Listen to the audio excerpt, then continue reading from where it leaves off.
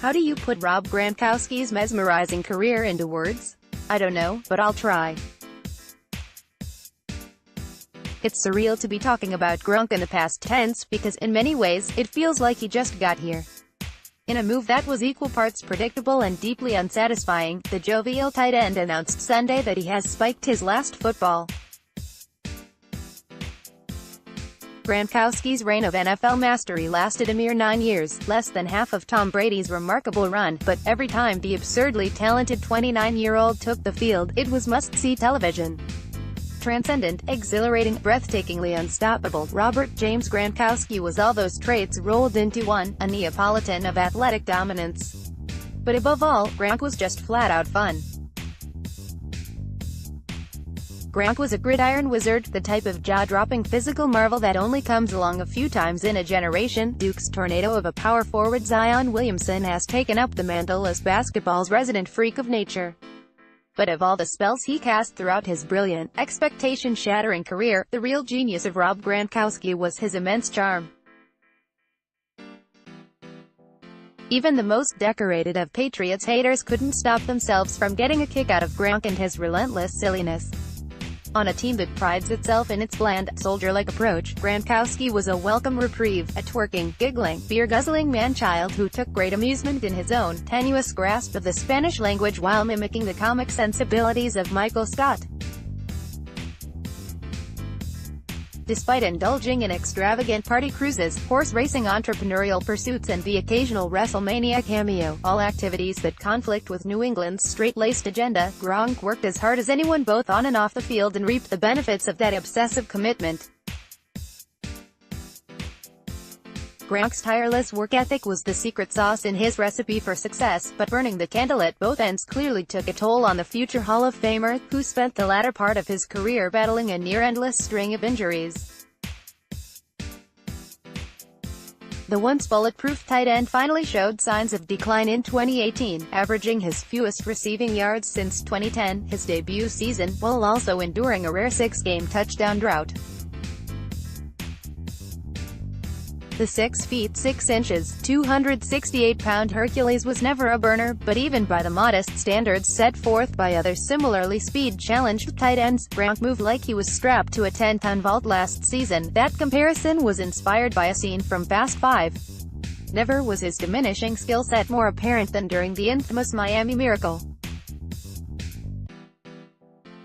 Tasked with playing deep safety on a Hail Mary that never took place, Gronk was put on skates by Kenyon Drake, who sunk the Patriots with a walk-off touchdown.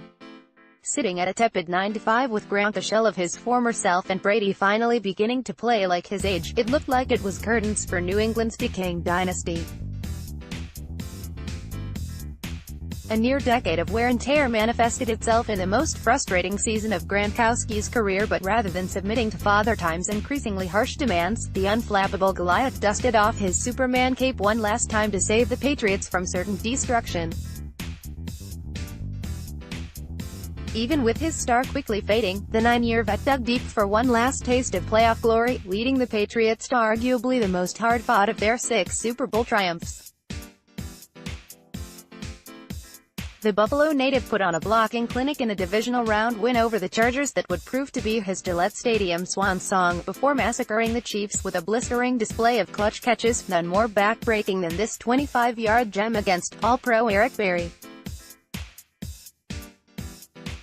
Gronk made sure to go out on top by lending a helping hand in Super Bowl 53, his 4th appearance on the league's biggest stage, propelling New England to a 6th title on the strength of 6 grabs for 87 yards.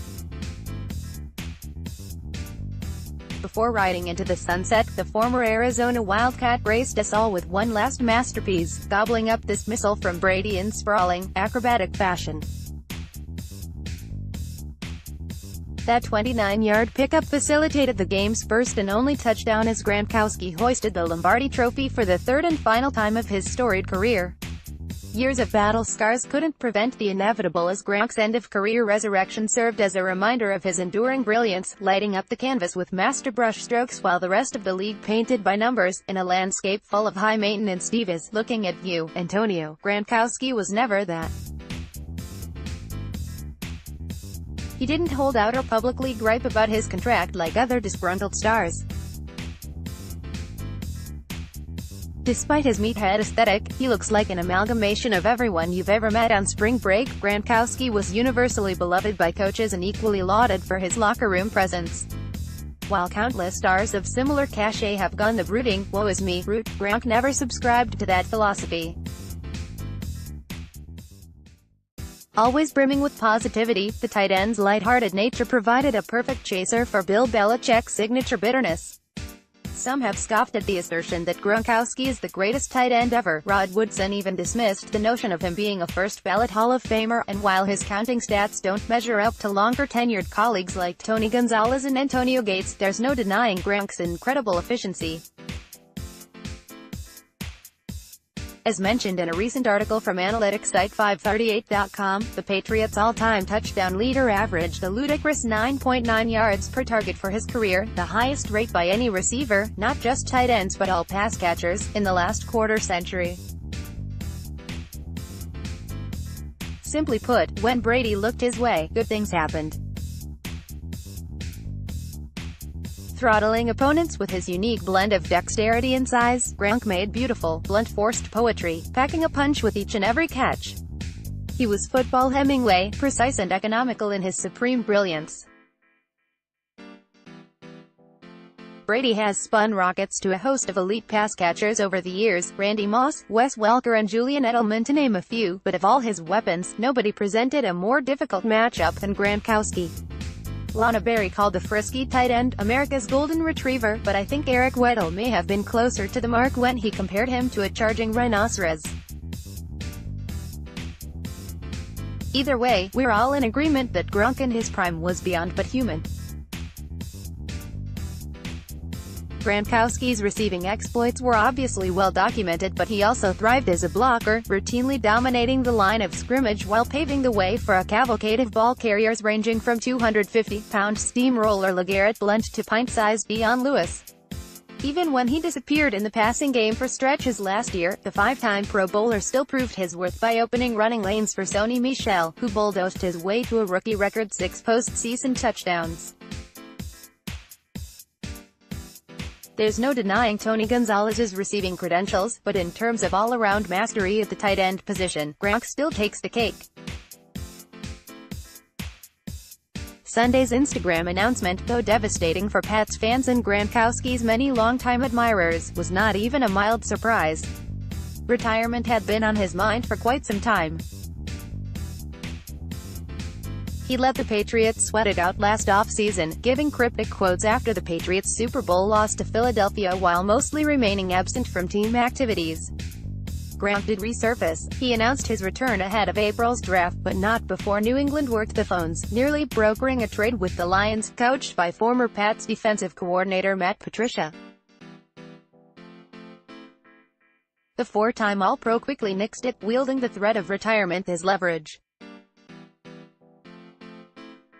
Gronk later remarked that whatever deal the Patriots had in mind for him, the Tide Pod enthusiast wasn't going anywhere without his partner in crime, Tom Brady.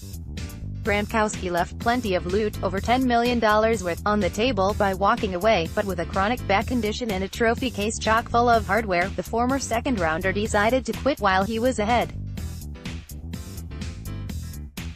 On the surface, 29 seems too young to pack it in, especially considering the caliber of player Gronk was. Early retirements seem to be a growing league-wide trend, with CTE a bigger talking point than ever. Players of this generation have become more mindful in preserving their long-term health. Calvin Johnson and Patrick Willis both retired at 30 for this very reason, and now that Gronk has done the same, surely others will follow suit. And unlike single-minded football savant Tom Brady, Gronk seems to have interests outside of football. He's dabbled in acting, among other pursuits, and thanks to smart financial planning, that one night at Foxwoods notwithstanding, he'll have a decent nest egg to fall back on. And though football appears to be in Gronkowski's rearview mirror, agent Drew Rosenhaus believes the door is still open a smidge if Brady calls for reinforcements this season. Ideally, Gronkowski would have alerted the Patriots of his plans prior to free agency, and perhaps he did. That would explain their reported interest in Jared Cook, who is said to be joining the Saints coming off a career-best 896 receiving yards in 2018. The Patriots' tight end pantry is pretty bare right now. Denver transplant Matt Gronkowski would be their starter if the season opened today, but with the draft fast approaching, help is on the way. Iowa teammates T.J. Hawkinson and Noah Fant are widely regarded as the cream of this year's tight end crop and could both be of interest to the Patriots, assuming either are still available at pick no. 32. It's been a stagnant offseason for the Pats, who failed to woo a marquee receiver in free agency. Adam Humphries and Golden Tate were their primary targets, while watching mammoth tackle Trent Brown and feisty edge rusher Trey Flowers both cash in elsewhere. Gronkowski's departure is the biggest blow yet, but remember, the team in question here is the Patriots, the NFL's infuriating infestation. Resilience is in their blood. Boston is the city with a chip on its shoulder, and the Patriots seem to embrace that us against the world mentality. It's always nice to have a living legend like Gronk in your back pocket, but even when the chips are down, Brady and Belichick always find a way. This year shouldn't be any different. Gronk was a hurricane on the gridiron, a mountainous physical specimen who made every yard entertaining. Between his 80 end-zone visits, third most among tight ends, 4 1,000-yard receiving seasons and 3 rings, Gronkowski made his mark, and he did it emphatically. Now that he's said his goodbyes, who will take Gronk's place atop the tight end hierarchy? Travis Kelce seems like the obvious torchbearer. If he wasn't tight end royalty already, the last year's monumental 103-1,336-10 receiving line probably did the trick. You could also make a case for Zach Ertz, who set a tight end record with 116 catches last season. But if you're looking for all-around proficiency, the true heir to Gronk's throne resides in San Francisco, home of Niners sensation George Kittle. The Iowa alum took sophomore leap to a new level in 2018, shattering Gronk's mark for the most single-season receiving yards by a tight end while also grading out as the top run blocker at his position according to Pro Football Focus. Kittle has all the tools to be a generational tight end, and his outlook only stands to improve with the return of ace quarterback Jimmy Garoppolo, whose 2018 campaign was ruined by an ACL tear in Week 3. Kittle has juice, but let's not put the cart before the horse. Gronkowski remains the top rung on the tight end ladder, and Kittle still has much climbing to do. Offensive coordinator Josh McDaniels said, "There will never be another Gronk." And he's right.